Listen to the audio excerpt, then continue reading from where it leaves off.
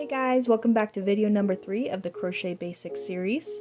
Today we're going to be learning how to make double crochets as well as double crochets in the front and back loops, and increases and decreases as well, and everything you need to know about a double crochet. Let's just jump right into it.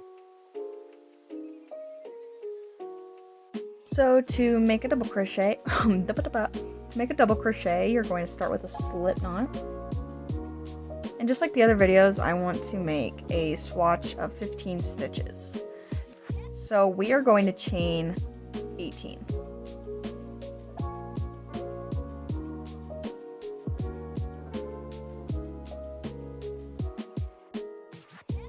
Okay, I have 18 chains.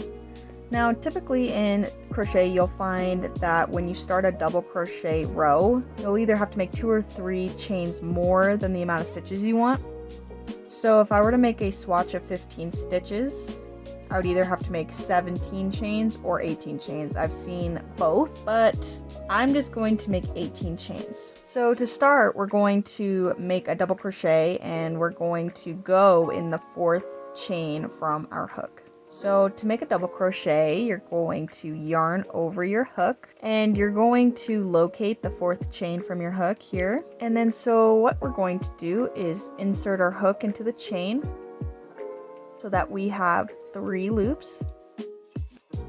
And then we're going to pull through 1, and we'll have 3.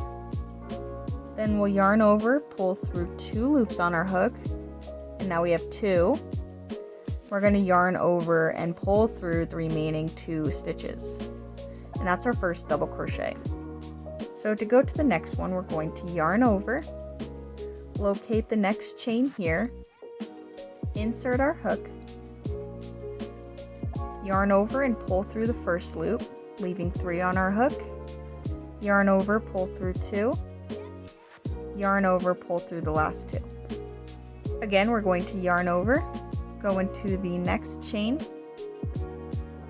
yarn over, pull through the first loop, yarn over, pull through 2 loops, yarn over, pull through 2 loops. One more time, we're going to yarn over, insert our hook through the next chain, yarn over, pull through the loop, yarn over, pull through 2 loops, and yarn over, pull through 2 loops. I'm going to do this down the whole chain and I'll show you what you do from there. So this is the first row completed of the double crochet and it looks really good. Now I'm going to show you how to start your next row. So since I did 3 extra chains in the beginning, I'm going to start the next row by chaining 3. Now just to prepare you for patterns you may see in the future, again, people sometimes do 2 chains or 3. Typically I only do 2, but I want to prepare you for the things you'll see in the future with other people's patterns. So it'll either be 2 or 3. Very rarely anything else. So for the sake of consistency, I'm chaining 3 to start this next row. So to do the second row and all future rows, we're now going to yarn over. Obviously we're not going to go into these 3 chains here. We're going to locate our first stitch and go through the hole there so that now we have the whole V on our hook. We're now going to yarn over and pull through the stitch. And now we have 3 loops on our hook. We're going to yarn over and pull through 2 loops, then yarn over and pull through the last 2 loops. We'll go again into the next one. We're going to insert our hook through the entire stitch with the V on it, yarn over, pull through the stitch. Then we're going to yarn over, pull through 2 loops, yarn over, pull through 2 loops. One more time, yarn over, insert our hook, yarn over, pull through the stitch, yarn over, pull through 2 loops, and yarn over, pull through the remaining 2 loops. So that's all there is to it. Now I'm going to show you how to make a double crochet into the back loop only. So like I was saying, the stitches create a V. The V's consist of a front loop, which is closest to you when you're crocheting, and a back loop right here, which is away from you when you're crocheting. Back loop onlys are way more common but you'll still see them in the wild of different patterns. So it's good to know what to do for both of these. So to begin, we're going to yarn over, and we're only going to stick our hook through the back loop. Then we're going to yarn over, pull through that loop, and have 3 loops on our hook. Then we're going to yarn over, pull through 2 loops, yarn over, and pull through the remaining 2 loops. Let's try that again. We're going to go into the next back loop here. Yarn over, pull through the loop, yarn over, pull through 2 loops, yarn over, pull through 2 loops. I'm going to do one more so that I can show you how that adds texture to your projects. Insert our hook into the back loop, pull through 1, pull through 2, and then pull through 2. And what you get is the front loop now protrudes from the project, and it creates this nice texture. And you can see it looks different from these 3 here. So now I'm going to show you what to do with the front loop, and it's essentially the same thing as the back loop, except this time you're going through the front loop instead. So we're going to insert our hook, pull through the loop, pull through 2, and pull through 2. Let's go one more time. We're going to go through the front loop, pull through 1, pull through 2, and pull through 2. One more. Go into the front loop, pull through 1, pull through 2, and pull through 2.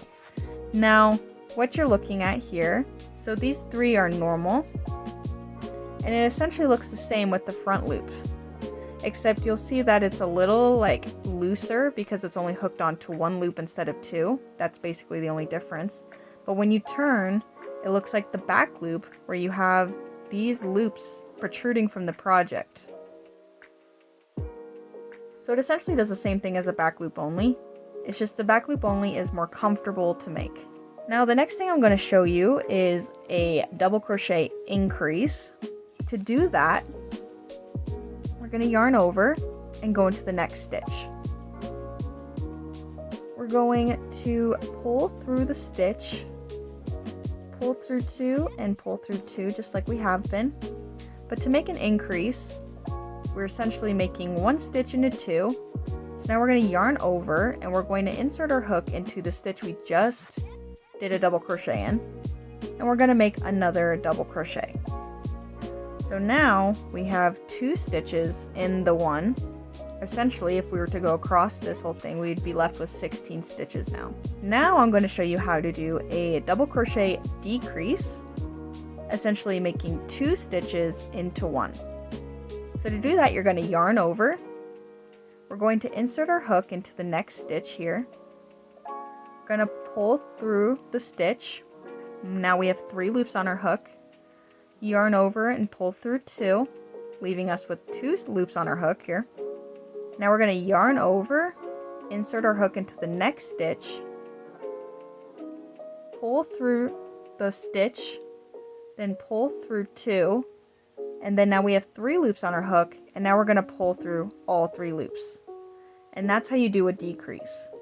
Okay, so I took apart that weird second row to show you all those other things, and I went ahead and did 6 rows of the double crochets, and this is what it should look like. And overall, it's a really popular and nice looking stitch. Now, I don't want to waste the yarn, but I will show you what you do if you wanted to finish off your project here. So as you can see, I kept it connected, and what I would do is yarn over and pull through a loop, and then I would cut off a tail if I were to do that, and then I would take this and pull all the way through, and it would create a knot securing the piece. I really hope you all enjoyed this tutorial. In the next one, I'll be showing you how to do the treble crochet, and until then, I'll see you guys next time. Bye!